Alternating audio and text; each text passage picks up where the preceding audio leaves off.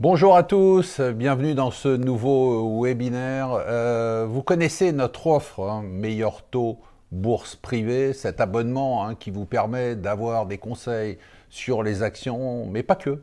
On va en parler aujourd'hui aussi sur les produits de bourse. Vous connaissez bien sûr Dorian Abadi, qui est le responsable des produits de bourse et qui anime cette communauté, votre communauté, sur toutes les actions et les produits de bourse. Et à chaque fois qu'il fait des webinaires, à chaque fois qu'on parle dans la newsletter d'actions, de produits de bourse, on a énormément de questions sur les produits de bourse. Et donc on s'est dit que bon, plutôt que d'en parler nous, on ferait venir un spécialiste. Merci de cette invitation. Thibaut Renou, tu es spécialiste et responsable de l'offre produits de bourse chez Société Générale. Depuis un moment d'ailleurs, parce qu'on commence... J'ai commencé il y a un moment, j'ai commencé en 2001, donc ça fait 23 ans. Ouais, j'ai l'impression de te connaître depuis toujours. C'est vrai, on s'est je ne sais pas si c'est un bon signe ou un mauvais signe. On verra plus tard. Donc l'idée aujourd'hui, si tu veux bien, c'est qu'on échange sur un domaine qui est très bien connu par beaucoup d'utilisateurs, parce que comme tu en parlais avant l'enregistrement, depuis 2019, ça a explosé et ça se maintient. Donc ça, c'est quand même très intéressant. Et bon, souvent, il y a une partie qui connaît très bien et puis il y a une partie qui connaît très mal. Et c'est un peu là-dessus qu'on voudrait travailler aujourd'hui. Déjà, qu'est-ce qu'on entend en fait par produit de bourse en fait? Alors on entend un mot, Marc, tu l'auras souligné, on entend un mot, c'est bourse. Parce que les produits sont listés sur la bourse de Paris, sur Cotés Euronext. Donc. Oui, ils sont systématiquement cotés. Ce qui permet d'avoir un cadre, si tu veux, légal et réglementaire assez strict, puisque les produits cotés sont évidemment surveillés par la bourse et puis par le régulateur. Donc un produit de bourse, c'est un produit qui est émis par un établissement bancaire, en l'occurrence Société Générale, et qui est listé en bourse de Paris et coté donc un petit peu plus longtemps que les actions, puisqu'il s'est coté de 8h à 18h30 en bourse. Et puis parfois, on peut les échanger directement avec des courtiers jusqu'à 22h. Donc 8h, 22h, ça donne une plage horaire très élevée, exactement. Alors, l'intérêt des produits de bourse, c'est quoi? C'est d'avoir un outil coté en bourse qui permet d'investir sur une multitude de sous-jacents différents. Un sous-jacent, c'est quoi? C'est un indice, une action, une devise, une matière première, de l'or, des métaux précieux, donc des taux d'intérêt, etc. Beaucoup de sous-jacents disponibles, plus de 1000 dans la gamme de produits de bourse Société Générale. Et tu as aussi un avantage, c'est d'avoir ce qu'on appelle en anglais des payoffs, donc des structures de produits, beaucoup de types de produits différents. Alors ceux qui sont les plus échangés en bourse de Paris, on va les évoquer tout à l'heure, c'est les turbos, des produits avec effet de levier. Il y a d'autres produits à effet de levier comme les varants, les leverage et short. Il y a aussi des produits d'investissement. Et on fera un petit focus sur les bonus aussi. On parlera de turbo et de bonus. Deux grosses catégories qui ont beaucoup d'échanges en bourse de Paris. Donc, et enfin, oui. Non, vas-y. Et enfin, c'est important de souligner que ces produits ont un risque de perte du capital en cours de vie ou à l'échéance. Quand on achète un turbo ou quand on achète un bonus, ce n'est pas des produits à capitaux protégés. C'est des produits qui vont fluctuer en fonction de l'évolution de leur sous-jacent. Si un produit se rapporte à l'indice CAC 40 et que vous avez anticipé une hausse de l'indice CAC 40, évidemment, si le CAC 40 descend, on perd effectivement, la valeur du produit va baisser. Alors moi, j'étais vendeur, je vais le rappeler pour les gens qui ne savent pas, mais de produits dérivés. Et j'avais tendance à dire qu'en fait, avant les produits dérivés et avant les produits de bourse, tels que tu les appelles, en fait, on n'avait qu'une possibilité. C'est-à-dire, soit j'aime quelque chose et je l'achète et je pense 100% de son risque, soit j'aime pas et j'en fais pas. Et puis, ce que j'avais découvert, moi, avec les dérivés, c'est pour ça que ça m'avait passionné à l'époque, c'est qu'en fait, et c'est ce que tu décris, c'est qu'en fait, on peut avoir toutes les notions de j'aime beaucoup, j'aime pas, je pense que ça va baisser, je pense que ça va monter, je pense que ça va monter un peu, je pense que ça va baisser un peu, avec un avantage dans l'achat d'options, puisqu'on est quand même sur le monde des options au sens large du terme, c'est que ton risque, certes, tu as raison, ton risque, il existe, puisque si je me trompe sur mon anticipation, quelle qu'elle soit, évidemment, je vais perdre de l'argent. Mais la réalité, c'est qu'il y a aussi un avantage que moi je trouvais extraordinaire à l'époque, c'est que le risque est limité. Alors, il peut être très important, c'est ton investissement, donc on ne dit pas que c'est rien, mais il est quand même limité, alors que malheureusement, on voit que sur les actions, nous, on a beaucoup de portefeuilles, nous, comme tout le monde, où des gens trimballent des actions depuis 15 ans, sur lesquelles ils ont perdu 85% et ils sont encore dessus. Tu vois, dans ce cas précis, par exemple, Marc, il y a un scénario que tu n'as pas évoqué, mais il y en a d'autres, évidemment, c'est tout à fait juste, mais tu as la protection de portefeuille par l'achat d'instruments qu'on appelle des puts, on y reviendra tout à l'heure, qui vont évoluer inversement à l'évolution du sous-jacent. Donc quand le marché baisse, ben, ces produits vont monter. C'est exactement ce que tu évoquais tout à l'heure, c'est des scénarios alternatifs. Et puis un petit dernier scénario d'investissement, c'est évidemment la possibilité aussi d'investir en cas de stabilité du marché. C'est ça. Ça, c'est assez intéressant. C'est ça, donc de jouer quand la il n'y a pas baisse, de tendance, de on jouer sait pas la trop quoi baisse faire. de la volatilité, mais avec Par exemple.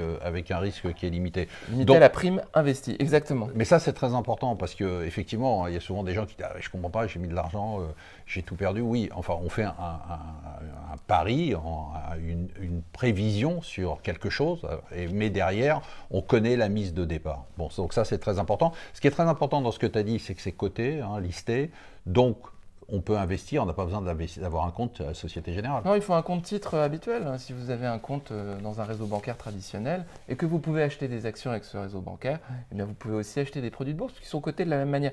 Et les frais de courtage sont généralement exactement les mêmes entre des actions ou ce qu'on appelle des instruments assimilés aux actions, selon la nomenclature, et il s'agit des produits de bourse. Après, nous avons aussi des opérations spéciales avec certains distributeurs, certains courtiers en ligne, où on peut échanger les produits de bourse Société Générale pour 0 frais de courtage. Donc, je vous encourage à regarder, mais il y a beaucoup de gros courtiers en ligne, dont c'est le métier depuis des années, qui proposent des opérations spécifiques avec Société Générale. Ah. Donc oui, effectivement, un compte titre, un simple compte titre, peut vous permettre d'investir sur ces produits. Alors, un petit détail sur ce que tu disais tout à l'heure, on va parler de l'effet de levier tout à l'heure, ça permet aussi l'effet de levier d'investir moins. Oui, on peut mobiliser une petite partie du capital ça. plutôt que d'investir des montants plus importants. C'est assez intéressant. Alors Thibault, l'idée, il y a une multitude de produits. Ce que je voulais te proposer aujourd'hui, c'est de se focaliser sur 2 produits, c'est-à-dire des produits qui semblent, mais c'est toi qui vas nous le confirmer, être les produits qui ont une cote assez importante parmi les investisseurs et les traders et les actionnaires individuels, sont les bonus et les turbos. C'est ça. Tu peux m'expliquer déjà, alors commençons par le bonus, on va prendre notre temps, explique-moi comment ça fonctionne. Alors on a pris, si tu veux, dans l'éventail des produits de bourse disponibles, il y en a beaucoup. Les turbos sont à l'extrémité de l'échelle du risque par rapport au rendement. C'est les produits les plus risqués. Et puis les bonus, eux, ils sont un peu à l'inverse, c'est-à-dire que c'est des produits qui sont presque moins risqués qu'un investissement en action. Donc on a volontairement pris les 2 extrémités pour montrer à ceux qui nous regardent un éventail assez intéressant de ce qui est disponible aujourd'hui. Alors un bonus, pour répondre à ta question, qu'est-ce que c'est un bonus? C'est un produit qui va permettre à l'investisseur de bénéficier du fait que le marché, une action, un indice, un sous-jacent, ne bouge pas trop.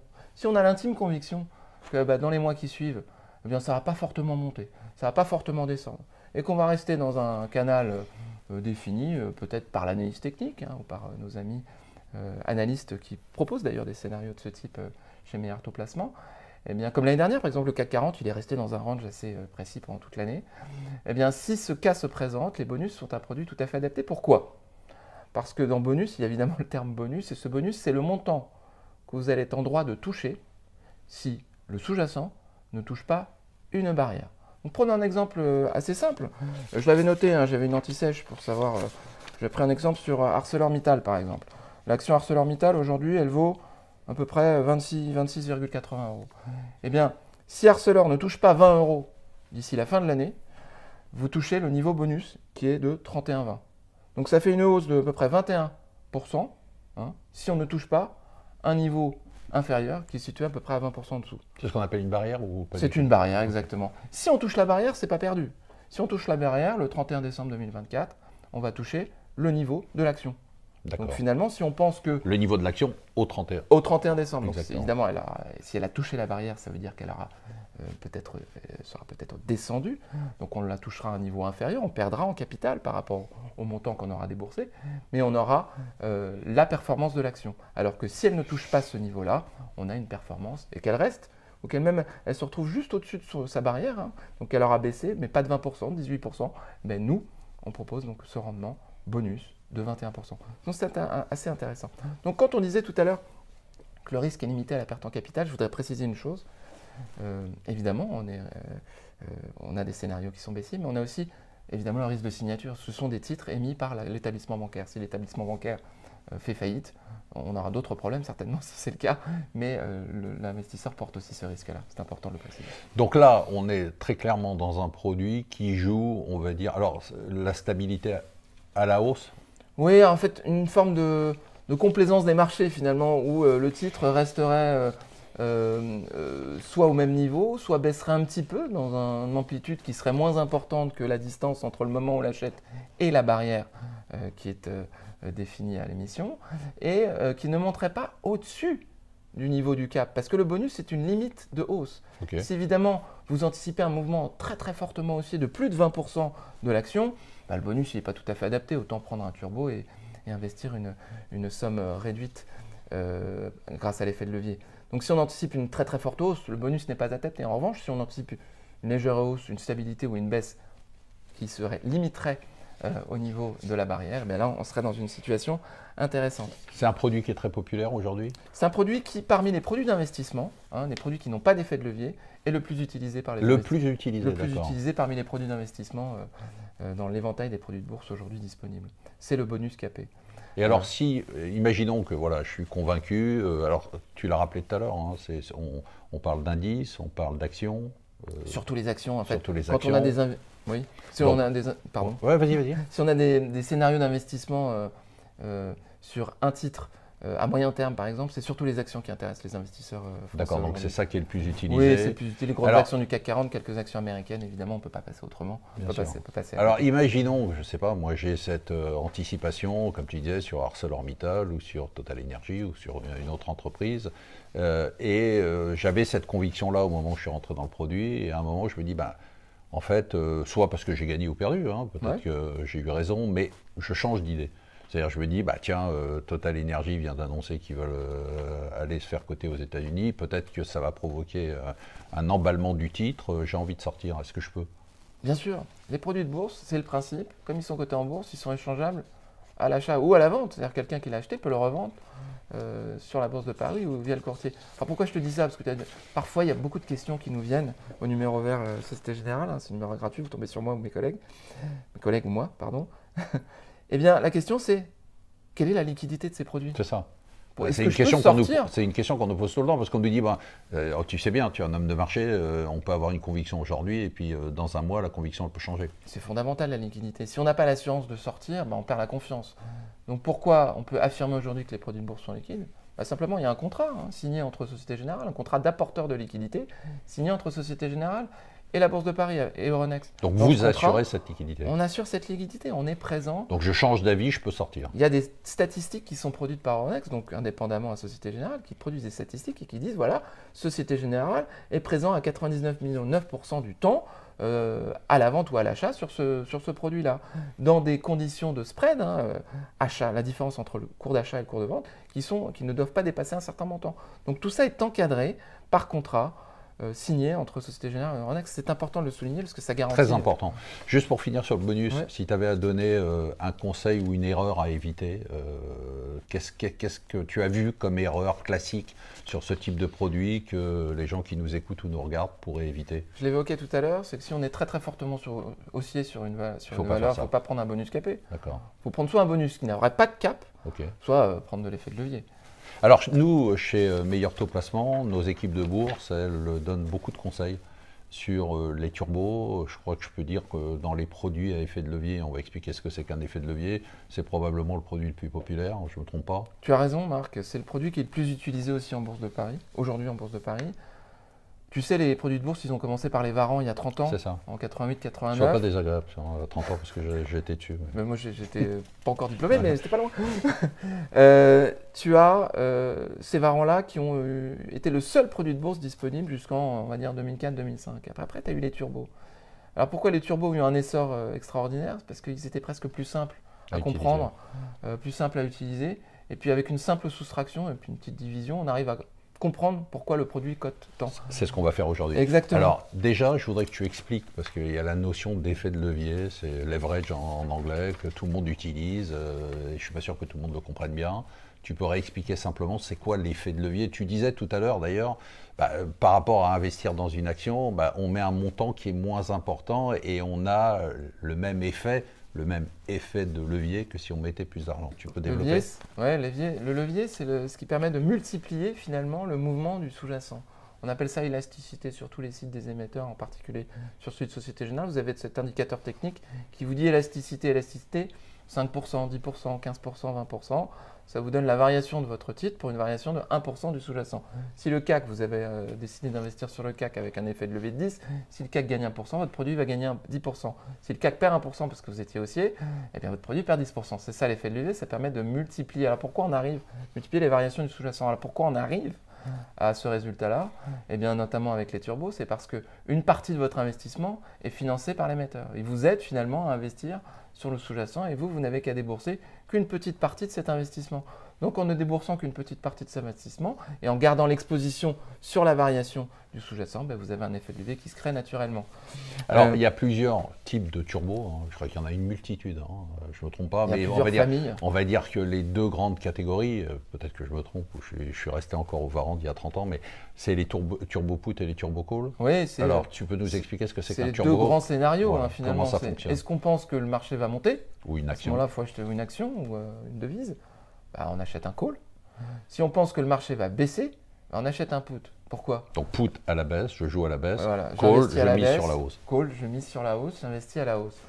Alors comment ça marche le put? C'est bizarre. On va détailler tout à l'heure la formule de mathématiques, mais le produit va se valoriser si le sous-jacent descend. Donc c'est un outil tout à fait adapté, par exemple, pour protéger son portefeuille. On a en portefeuille, je ne sais pas, des actions qui composent quasiment le CAC 40. On se dit, bon, on n'a pas envie de multiplier les frais de transaction, et pourtant on pense que en vendant, on ne veut pas vendre parce qu'on ne veut pas payer les frais de courtage, et pourtant on se dit qu'il y a une période assez incertaine qui arrive. Je prends un exemple, hein, je raconte un exemple n'importe quoi, mais ça peut arriver. Eh bien, le put turbo va te permettre, avec un investissement qui est beaucoup moins élevé en montant que le portefeuille que tu as en portefeuille, bah, l'investissement sur le put turbo va te permettre de protéger l'ensemble de ta position. C'est-à-dire que si mon portefeuille baisse, mon put va s'améliorer et s'apprécier du montant que j'aurais perdu sur le côté de Exactement, c'est une forme d'anesthésie. Alors ça marche aussi dans l'autre sens. Si tu t'es trompé et que ton portefeuille action monte, parce que tu voulais le protéger, mais finalement ce n'était pas très utile, eh bien le put va voir sa valeur baisser. Donc finalement, tu anesthésies ton portefeuille. C'est une assurance. Pour une forme d'assurance qui anesthésie finalement la valeur de ton portefeuille pendant un certain temps.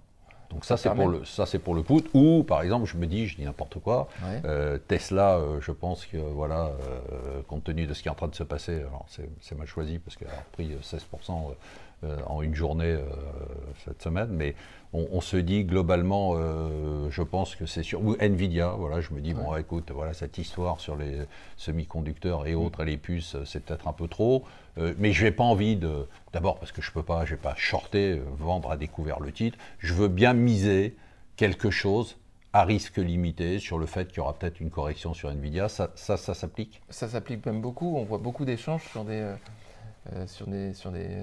turbo cool ou des turbo put sur Nvidia, avec des effets de levier de 10 par exemple. Imagine que on choisit son effet de levier? On choisit son effet de levier, on peut choisir son effet de levier, c'est une indication qui... Parce que si j'ai pas envie non plus de prendre un risque qui est trop important par rapport à... Je vois les analystes de meilleur taux placement qui utilisent généralement des effets de levier qui sont de 2 ou 3. Ça suffit quand même d'avoir une accélération, d'avoir un peu de dynamisme dans son investissement. Pas nécessaire de prendre des effets de levier de 40, ça existe aussi, mais c'est pour les gens qui sont particulièrement instruits et particulièrement spécialisés, particulièrement qui ont une expérience très forte.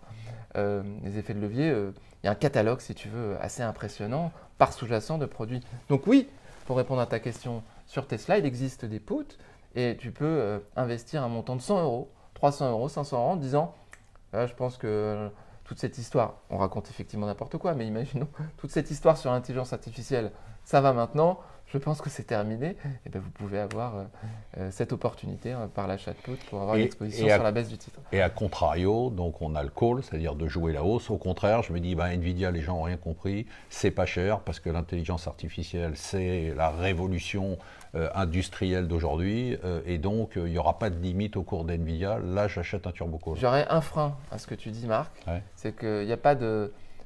il faut avoir un horizon d'investissement sur les produits de bourse. D'accord. On ne va pas acheter un produit de bourse en disant je vais le garder 5 ans, ça va être formidable. Non, il y a une érosion du temps. Ce n'est pas la valeur temps comme sur les varans, mais il y a des coûts et on va le voir tout à l'heure.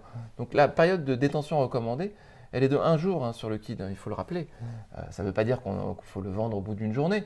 On peut avoir des scénarios très intéressants sur 2, 3 semaines, 1 mois.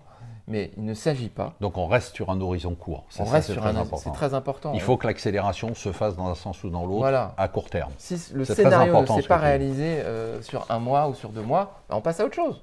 On revend son produit, on prend sa perte, on prend son gain et on passe à autre chose. Tu nous avais promis tout à l'heure de nous expliquer comment on calcule tout ça. Tu veux le faire maintenant? Bah écoute, si tu veux, on se lance. Allez, vas-y, lance-toi, moi je ne me lance pas du tout. On va voir si tu comprends. Si tu comprends, c'est que j'ai bien fait mon boulot. Non, je plaisante. Alors, un turbo call. Il n'y a aucune chance parce que là.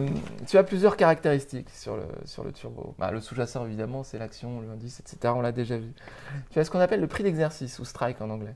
C'est ce qui va permettre de calculer le prix du produit. Prenons un exemple tout de suite. Hein. Imaginons que le CAC soit à 8200 points. Imaginons que le strike, le prix d'exercice du produit, soit à 8000. Ça veut dire quoi? C'est-à-dire que la banque va vous prêter 8000 et vous allez débourser que les 200 restants. 8200, vous ne déboursez que les 200. Donc la valeur du produit, c'est très simple. C'est le cours du sous-jacent, le CAC 40, imaginons qu'ils sont encore une fois à 8200, moins le prix d'exercice 8000, est égal à 200. Alors parfois, il y a une parité. Hein. C'est le nombre de produits que l'on doit détenir pour exercer son droit sur une action.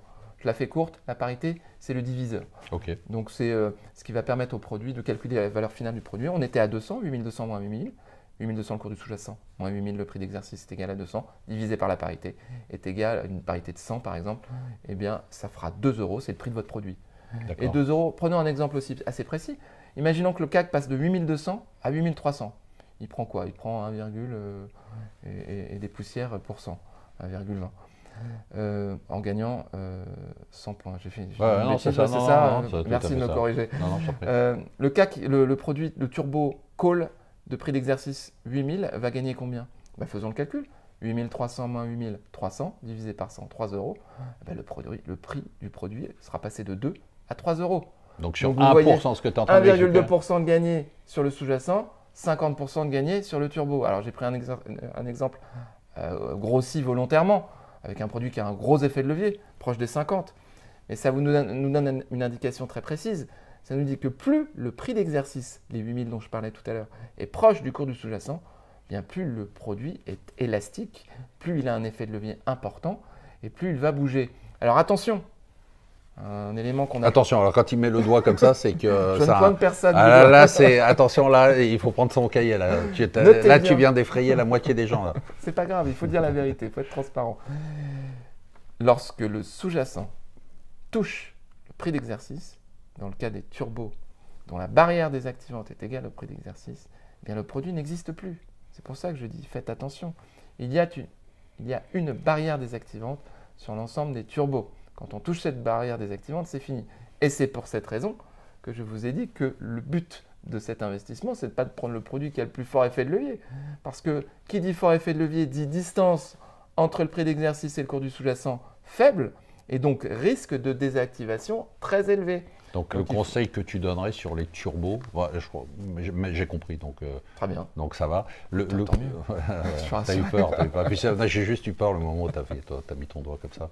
Et le conseil que tu donnerais, enfin l'erreur à éviter sur le turbo, qu'est-ce que tu vois comme erreur toi sur les gens qui sont, c'est quoi d'avoir choisi des barrières qui sont trop proches? C'est de rechercher sur le moteur de recherche du site hdbourse.fr le produit qui sera le plus élastique en se disant je suis sûr de mon scénario, je veux l'effet de levier le plus grand, et de se retrouver désactivé à la moindre petite respiration du titre qui ne serait pas dans la direction escomptée. Et de se retrouver désactivé, on n'a plus rien quand on est désactivé, ou une valeur résiduelle qui peut être faible. Voilà l'erreur de débutant classique. Il faut laisser dans son scénario d'investissement, et ça c'est le cas pour je crois beaucoup de supports d'investissement disponibles en marché aujourd'hui, c'est qu'il faut laisser respirer un petit peu sa pause. C'est-à-dire qu'on ne va pas, quand on achète un produit, on n'a pas toujours raison tout de suite. Parfois, le cours redescend un petit peu, parfois il remonte, parfois il reste un peu stable. Moi, j'ai tort tout le temps. Mais donc, il faut suivre à l'inverse toutes tes recommandations. Tu as des produits pour moi ou pas? Si tu as tort tout le temps, ça veut dire... Ah non, il faudrait que tu me donnes systématiquement tes scénarios. Comme ça, tu deviendras très riche. Alors écoute... Donc laissons respirer les pauses et prenons une distance raisonnable entre le prix d'exercice et le cours du sous-jacent. Voilà. De façon générale, avant de passer aux questions, parce qu'on a évidemment énormément de questions comme tu peux t'en douter, puisque ce sont des produits qui attirent beaucoup et qui intéressent beaucoup. Est-ce que ces produits-là, tu dirais que c'est des produits pour tout le monde, Ou est-ce que tu dis non, c'est pour des actionnaires avisés, ou c'est pour des traders, ou bah non, il y a des produits, comme tu nous as expliqué le bonus tout à l'heure, qui peuvent être pour des gens qui connaissent mal le marché ou qui n'ont pas envie d'être leur nez collé aux écrans, et les turbos, c'est pour des gens qui sont plus actifs. Comment tu dis? Je rejoins ce que tu viens de dire. Alors, reprenons déjà le marché cible, hein. Prenons des termes réglementaires qui sont assez simples finalement. Quel est le marché cible des produits de bourse? Quand on est émetteur de produits, on émet des produits, donc on fabrique, on a 18 000 en Bourse de Paris, mais on doit définir, c'est une obligation, un marché cible. Pour qui s'adressent ces produits? Ces produits s'adressent à des personnes qui disposent de l'expérience et des connaissances nécessaires. Pas des spécialistes, mais pas des débutants non plus. Donc ils sont pour tout le monde en théorie, mais pas pour tout le monde tout de suite. Il faut se renseigner. Donc il y a une courbe d'apprentissage. Exactement. Okay. Alors évidemment, c'est un petit peu moins risqué de commencer par des produits de type bonus, parce qu'il n'y a pas d'effet de levier.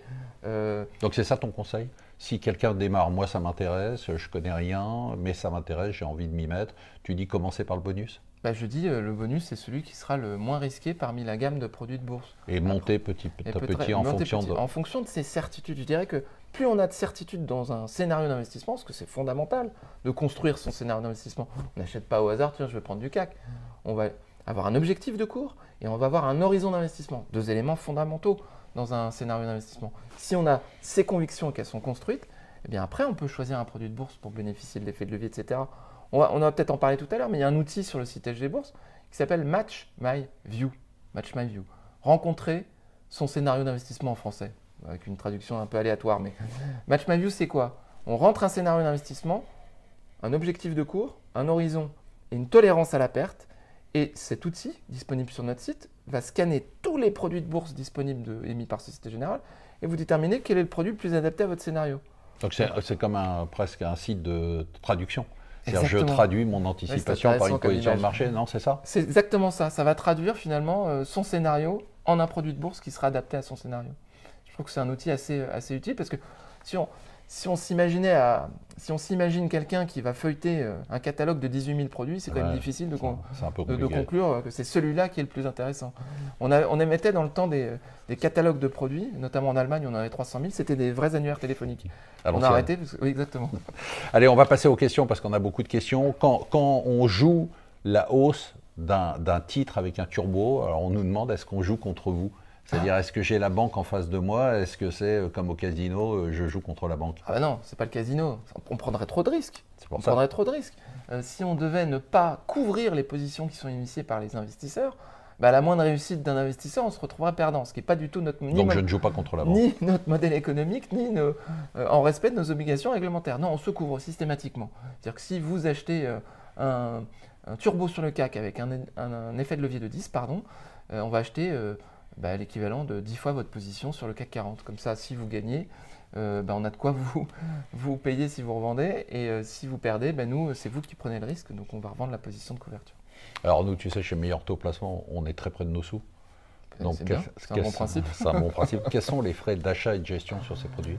Alors, il n'y a pas de frais de gestion. Il y a des frais qui sont déjà inclus dans le prix du produit. C'est généralement la différence achat-vente. Et puis après, il y a des frais de courtage. J'en parlais tout à l'heure, en fonction des distributeurs, vous avez des frais de courtage qui sont classiques, comme sur les actions. Puis parfois, vous avez des opérations spéciales. J'ai le droit de nommer? Non, je ne nomme pas de courtier en ligne, mais vous les retrouverez sur notre site internet. Tu as le droit de nommer, mais on coupera au montage. Il n'y a pas de montage, on est en live en plus. Alors non. Coupez. Non, mais sur notre site internet, vous verrez les courtiers en ligne avec qui nous sommes partenaires et qui disposent d'opérations d'exonération de frais de courtage. Donc les produits de Bourse Société Générale sont échangeables gratuitement sans frais de courtage. Alors on nous pose pas mal de questions parce qu'on nous parle d'options, on nous parle de CFD. C'est quoi la différence entre tes produits de bourse et les options et les CFD? Il y a une notion tout à fait fondamentale à mes yeux, c'est que le prix du produit de bourse, il est le même partout. Le prix de produit de bourse, vous prenez un code ISIN, vous avez son prix qui est en Bourse de Paris le même que sur le distributeur A, le courtier en ligne A, le courtier en ligne B, le courtier en ligne C, etc. C'est le même produit. Il n'y a pas de conflit d'intérêt. Ce n'est pas parce qu'on a une opération spéciale chez un courtier en ligne que le prix va changer. C'est le même produit partout et c'est une assurance pour moi, à mes yeux, d'absence de conflit d'intérêt et de transparence du marché des produits de bourse. La différence donc avec tes produits, par exemple, avec les CFD, tu peux nous dire, parce qu'on nous parle beaucoup de CFD, les gens sont les CFD, c'est des produits qui sont différents. Moi, je préfère parler de mes produits. J'aurais deux éléments. J'en ai parlé déjà un, c'est l'absence de conflit d'intérêt D'accord. potentiel. Hein, je ne dis pas qu'il y Ah a oui, des conflits d'intérêt d'accord, ok. par ailleurs. Et le deuxième élément fondamental, c'est que eh bien, tout le monde peut voir les prix que l'on met dans le marché. Hein, vous avez le prix d'achat de Société Générale à l'achat et la vente, vous avez un contrat d'apporteur de liquidité. Je dirais qu'il y a un cadre réglementaire qui est un cran au-dessus. Une transparence des autres, aussi. Une transparence des marchés. Allez, deux dernières questions. Est-ce qu'on peut jouer, je vais les poser en même temps, évidemment, je m'y attendais, est-ce qu'on peut jouer sur les devises, mais est-ce qu'on peut jouer sur les crypto-monnaies? Alors les crypto-monnaies, c'est pas possible aujourd'hui. Je pense que, en tout cas chez Société Générale, c'est assez rare quand même de pouvoir investir sur les crypto-monnaies avec les produits de bourse. Je pense que même si ça peut étonner, je pense que le marché des crypto-monnaies aujourd'hui ne dispose pas forcément de toutes les caractéristiques nécessaires pour que l'on puisse émettre des produits de bourse. Les devises, bien sûr que oui, nous avons toutes les paires de devises, euro-dollar, euro-yen. C'est très utilisé ça par tes clients? Il y a quelques petites entreprises qui utilisent nos produits de bourse. En couverture de leur risque de change. Exactement. Ils rollent leur position assez régulièrement. Pourquoi? Parce que c'est facile, c'est disponible. Ils ont un compte bancaire, ils ont accès à la bourse. Très peu de frais de courtage, ou pas de frais de courtage chez certains. Donc ils utilisent ces produits-là. Et puis certains qui font beaucoup d'analyse technique sur les paires de devises. Il y a des gros spécialistes qu'on a au téléphone de temps en temps. On apprend beaucoup de choses en les écoutant, qui utilisent les turbos sur devises en support d'investissement. Ouais. Et nous, on a appris beaucoup de choses en t'écoutant. J'espère qu'il en est de même pour vous. J'ai trouvé ça passionnant. Ça m'a rappelé mes jeunes années. Merci Marc. Sur les dérivés. C'est vrai que c'est assez passionnant parce que je trouve que cette idée de passer d'un truc binaire qui consiste à dire en fait on marche que sur une patte, c'est-à-dire on ne peut qu'acheter. C'est un peu ça, quand on est en bourse, on ne peut qu'acheter. Bon, après, il y a les grands traders qui peuvent acheter ou vendre. Nous, c'est plus difficile, en particulier pour vendre à découvert une action, c'est pas possible. Et moi, ce que j'ai toujours aimé dans les produits dérivés, c'est que, en fait, j'aime bien cette notion de traduction, ça traduit toutes les anticipations. C'est-à-dire qu'à partir d'une anticipation, quelle qu'elle soit, on a de toute façon une traduction qui correspond à son anticipation. Après, la question, c'est la traduction, elle est toujours bonne parce que maintenant il y a des traducteurs automatiques et ça c'est très bien. Ensuite, le problème c'est l'anticipation. Bon, évidemment, si l'anticipation est fausse, l'idée c'est de limiter au maximum votre risque par rapport à votre anticipation tant que vous n'avez pas une assurance et la courbe d'apprentissage nécessaire. Thibaut, merci beaucoup. Je rappelle que tu es responsable des produits de bourse à la Société Générale. Merci de nous avoir éclairés. Merci beaucoup Marc. Et n'hésitez pas à aller sur notre site sgbourse.fr si vous avez des questions et d'utiliser son traducteur parce que ça m'a l'air très bien. Je vais aller le regarder cet après-midi. Merci infiniment.